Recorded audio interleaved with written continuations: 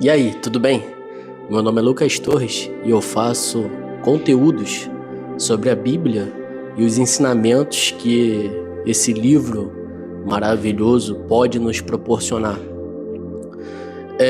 No vídeo de hoje eu gostaria de falar do tema Quando Deus chama um escolhido, a estratégia de isolamento no deserto. Mas antes de tudo, já salva esse vídeo para você assistir depois, se você não pode assistir agora. Curte, comenta, compartilha e me siga.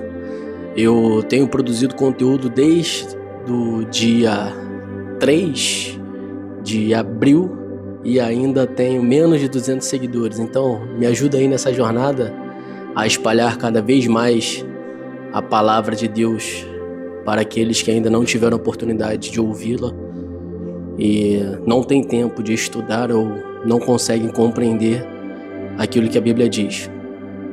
Então vamos lá. No vídeo passado eu comecei falando sobre a história de Elias, esse profeta do Antigo Testamento, um dos principais profetas que encontramos na Bíblia. O seu nome, reiterando, significa meu Deus é Yahvé. E eu comecei falando sobre 1 Reis, capítulo 17, versículo 1 ao versículo 7, que é a primeira aparição de Elias na Bíblia. E por conta do vídeo ter sido bem rápido, digamos assim, existem outros ensinamentos que nós podemos depreender desse texto e que não está apenas dentro de 1 Reis capítulo 17, mas está por toda a Bíblia. E é disso que eu queria falar hoje, quando Deus chama um escolhido e a estratégia do isolamento no deserto. No capítulo 17 de 1 Reis, nós vemos que a palavra de Deus manda que Elias ele vá para o leste, para o lado oriente, e que fique ali no lugar chamado Ribeiro de Querite. Na internet eu consegui achar esse mapa que dá para compreender qual foi o caminho que Elias percorreu, que foi de Samaria, que está aqui, mais para a esquerda, até Querite, que está aqui mais ao leste à direita. E pesquisando, eu vi que Elias ele percorreu aproximadamente 50 quilômetros em linha reta e dependendo da trilha montanhosa e dos caminhos, que ele percorreu, ele poderia ter andado mais ou menos de 60 a 70 quilômetros. E lá no deserto, Deus alimenta Elias, Deus sustenta Elias com os corvos, trazendo para ele pão e carne 2 vezes ao dia, e ele bebia do ribeiro de Querite. E eu gostaria de falar sobre essa estratégia, entre aspas, comum na Bíblia, de quando Deus chama um escolhido e antes de realizar grandes feitos e grandes milagres na vida dele, Deus isola esse escolhido num deserto para que ele tenha um momento de maturação. E o primeiro exemplo que eu trago aqui é Jacó. Deus isolou Jacó. Jacó estava isolado numa região árida, às margens do ribeiro de Jaboque. Assim como Elias estava no ribeiro de Querite, Jacó estava às margens do ribeiro de Jaboque. E neste isolamento, Deus trouxe para Jacó um confronto e mudança de identidade.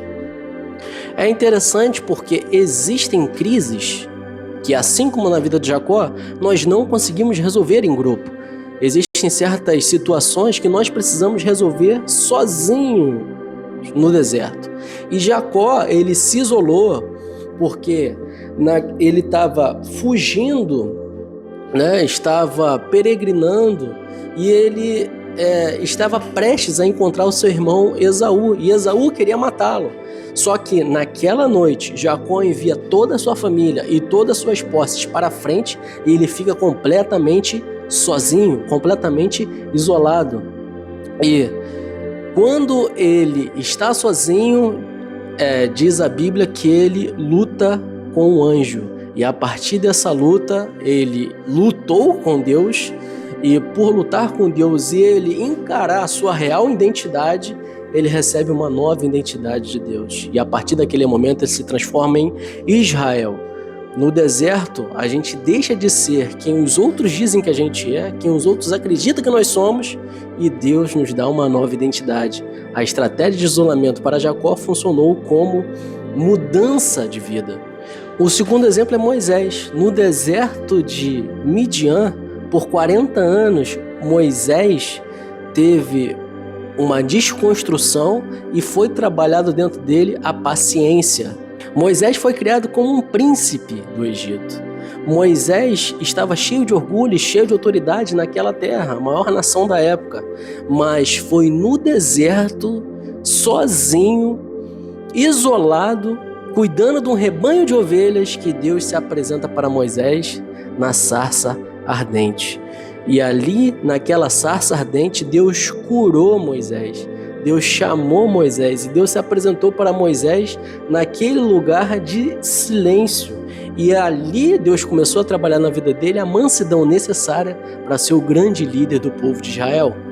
Já na vida de Elias, Deus o levou para o deserto e o alimentou com corvos e deu água para ele daquele ribeiro como proteção, como preservação e cura emocional para que ele não fosse morto pelo rei Acabe, o rei pagão que governava Israel, o reino do norte, naquele tempo.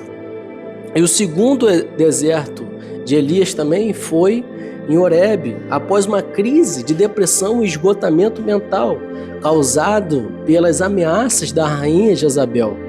Mas Deus usou o isolamento do deserto para tratar a saúde emocional de Elias, para curar Elias, e para fazer ele aprender que mesmo no silêncio, ele tinha comida, ele tinha água e ele tinha descanso, e Deus falou com ele através de um sopro leve, uma experiência que ele não teve em outro lugar a não ser no deserto. O próprio Jesus foi conduzido pelo Espírito Santo de Deus ao deserto, e nós podemos ver em Mateus capítulo 4 que antes de começar o seu ministério público, o isolamento espiritual de Jesus fez com que ele ficasse de jejum 40 dias com foco total, alinhando a sua humanidade com um propósito divino para vencer as tentações do diabo. E através da palavra, Jesus venceu as tentações e venceu as investidas de Satanás, porque ele não dependeu do pão ou da carne, mas ele dependeu da palavra de Deus para vencer o inimigo das nossas almas ali. Se você quer ter relevância na sua vida, se você quer ter um ministério na sua vida, é muito necessário que antes você passe pelo deserto, e mesmo que não tenha uma plateia te assistindo, mas a partir dali você vai aprender, você vai ser ensinado, admoestado, você vai vencer, porque aquele que passa pelo deserto está apto, está capaz a passar por outras dificuldades que vierem lá na frente, porque o deserto, ele é sempre um lugar de transição, não é um lugar de morada. Já o apóstolo Paulo foi também para o deserto da Arábia e ficou por lá 3 anos, isolado para uma revelação e alinhamento teológico, porque depois da sua conversão, nós podemos ver em Gálatas, capítulo 1, versículo 17 e 18, que ele não foi para Jerusalém, mas ele ficou lá aprendendo, experimentando, entendendo a nova criatura, a nova identidade, quem ele era agora, depois de convertido. E eu deixo aqui essa palavra para você hoje. O deserto é o lugar onde o supérfluo morre para que o essencial possa viver e crescer. O deserto, no hebraico antigo, vem da palavra midbar, que é lugar da palavra, é lugar do alinhamento. Midbar, como lugar que conduz o gado, é o lugar onde Deus quer te conduzir. Tenha certeza que a partir do deserto, as máscaras caem e só sobra o que é real. Que Deus nos abençoe. Não fique triste, Deus está contigo.